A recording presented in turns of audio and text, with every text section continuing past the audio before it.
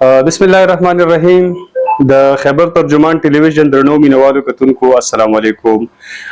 سنگر خان ما او باور لرم چې روغ جوړ او خوشاله به یې. ګرانو کتونکو نن را سره د جمعیت علماء اسلام صوبایي جنرال سیکرټري مولانا عطاء الحق درویش صاحب په پروګرام کې بلمه دی. مولانا صاحب خپل پروګرام کې تستړي مشي په خیر علی ویم. ډیره مننه، شکریہ. نن به مونږ د مولانا صاحب نه دغه چې کوم نوې کنسټیټیوشنل امندمنت باره کې خبرې کیږي، په هغې باندې به مونږ دا معلومو چې جی یو آی په دغې باندې چېرته کې ولاړه ده، څوک سپورټ کوي. مونږ به دا هم د مولانا صاحب نه د معلومولو کوشش کوو چې جمعیت علماء اسلام د ایم ایم اے نه پس یعنې د کال 2002 نه تر د 2008 پورې په حکومت کې جمعیت علماء اسلام د ایم ایم اے په ملګرتیا کې په حکومت کې پاتې شوی د، خو بیا د هغې نه بعد خاطرخواه کامیابي نه ده حاصله کړې.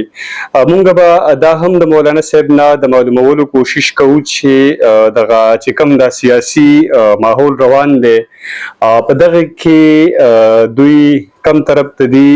ویل کېږي دا چې یاره جمعیت علماء اسلام ته گورنرشپ د خیبر پښتونخوا او وزارتونه افر کېږي او دوی به بیا حکومت جایل کړي. دا ټولې خبرې به موږ معلومو چې دا په سوشل میډیا باندې د جمعیت علماء اسلام پراپیګنډا ده یا په حقیقت کې همدا خبرې دي. مولانا صاحب اولنۍ خبره خو راته دا واضحه کوي چې دغه چې کوم د نوي کنسټیټیوشنل امندمنت آئیني ترمیم خبرې کېږي، نو په دغه کې د حکومتي جماعتونو نه علاوه نور ټول جماعتونه د دغه مخالفت کوي. د حکومتي جماعت پاکستان پیپل پارټي هم په دغه باندې څه تحفظات شته دي.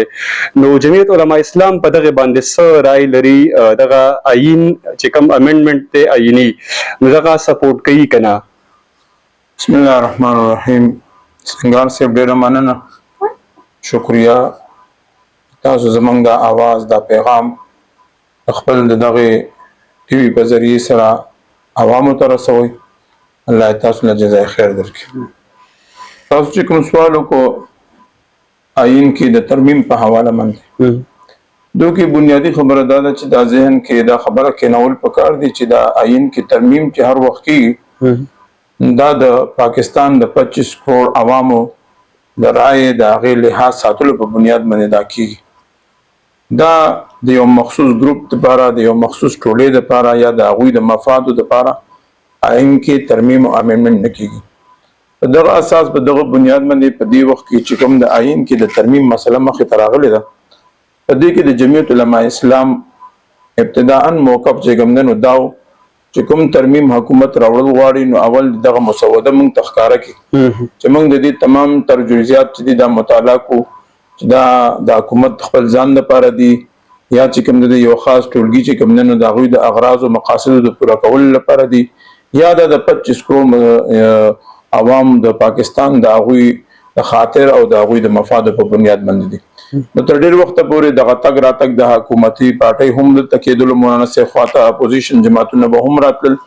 بالاخر چې مولانا صاحب دوی ته وویلې چې ګوره زموږ ستاسو خبرې تر هغه وخته پورې یو فاینل سټیج ته نشي رسېدی تر څو پورې موږ دا مسوده سټډي کړې نه وي، موږ مطالعه کړې نه وي. بیا په آخر وخت کې دوی هغه مسوده راوړله او هغه چې کله مولانا صاحب وکتل او خپل شورا سره هغه شیر کړله، نو په هغې کې داسې خبرې وي چې هغه د پاکستان د 25 کروڑ عوامو د هغوی د دې سره اتفاق نو. په دغه بنیاد په دغه اساس باندې موږ دوی ته جواب وکړو چې ته د امندمنت دغه نکات وي، دغه جزئیات وي، نو دې سره خو زموږ اتفاق نشته دی. البته د دې دپاره موږ تاسو ته یو تجویز پیش کوو او هغه تجویز چې کوم دی نو به د ملک دپاره، د قوم دپاره، د عوامو دپاره به ډېر مفید وي. هغه تجویز موږ دا پیش کو چې چونکې دلته په دغه امندمنت باندې زموږ هم تحفظات وو، دارنګې د اپوزیشن د پارټیانو هم په هغې تحفظات وو، د پیپل پارټۍ هم په هغې تحفظات وو. نو اتفاق په دې باندې وشولو چې پیپل پارټي به خپله د ترمیم یو مسوده به دوی تیاره کړي، جمعیت علماء اسلام به خپله یو مسوده تیاره کړي. بیا اخر کې چې کله دا دواړه مسودې تیارې شي نو موږ به یو بل سره کینو، دا به یو بل سره شیر کو. په دې کې چې څومره متفقات وي په دې باندې اتفاق وشي، پس د هغې چې کوم دی نو پیپل پارټي به د حکومت خلکو سره کیني، هغوی سره به دغه متفقات دا به ورسره شیر کړي او موږ به د اپوزیشن جماعتونو سره کینو، د هغوی سره به موږ دغه متفقات دا به ورسره شیر کړو. نو موږ غواړو دا چې آئین کې ترمیم چې کوم دی نو دا به خاص خلک نه کوي، بلکې دا د ټول هاوس چې دا ټول هاوس د 25 کروڑ عوامو دا نمائندگان دي چې دا ټوټل هاوس په دغه ترمیم کې شریک شي. نو دغه ترمیم به پایدمن هم وي، دا به سودمن هم وي، دا د قوم دپاره به فایده هم وي، د وطن دپاره د عوامو دپاره به هم فایده. نو اوس تر اوسه پورې په دې باندې اتفاق وشولو. پیپل پارټي خپله مسوده تیاروي، موږ خپله تیارو او بیا به دغه پروسس چې کوم نه کوو. امید دی انشاءالله چې موږ په ځای د اختلاف یو مثبت مزل طرف ته روان شو او موږ د خپل مزل منځني مقصود ته ورسېږو انشاءالله. مولانا صاحب جمعیت علماء اسلام او مولانا فضل الرحمن صاحب یو ځل بیا د سیاسي سرګرمیانو مرکز ګرځېدلی دی.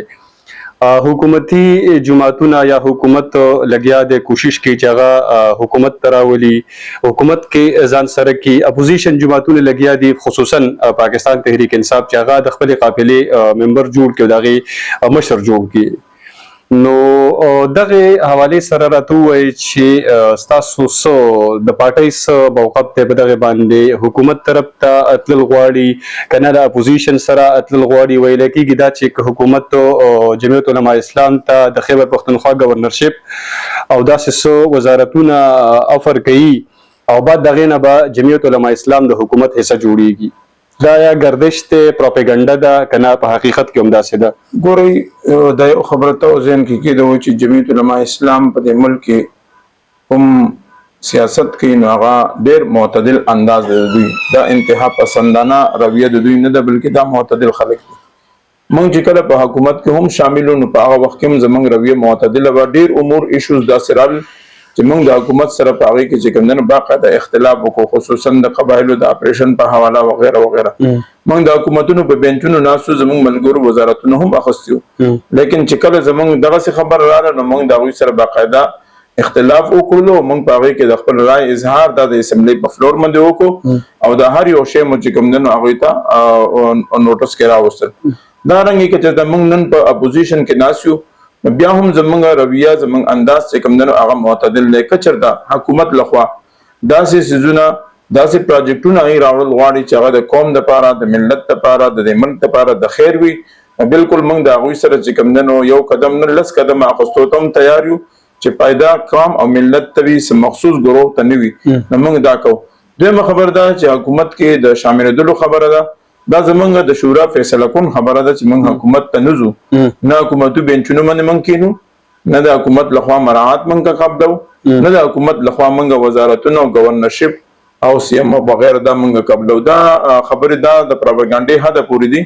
نور زمونږ فیصله دا ده چې موږ دی وخت چې کوم نه اپوزیشن چې موږ یو موږ به اپوزیشن کوو، موږ حکومت ته تلو ته بالکل چې کوم تیار نه یو. زمونږ د جماعت فیصله دا ده چې موږ حکومت ته نه ځو، موږ به اپوزیشن کوو.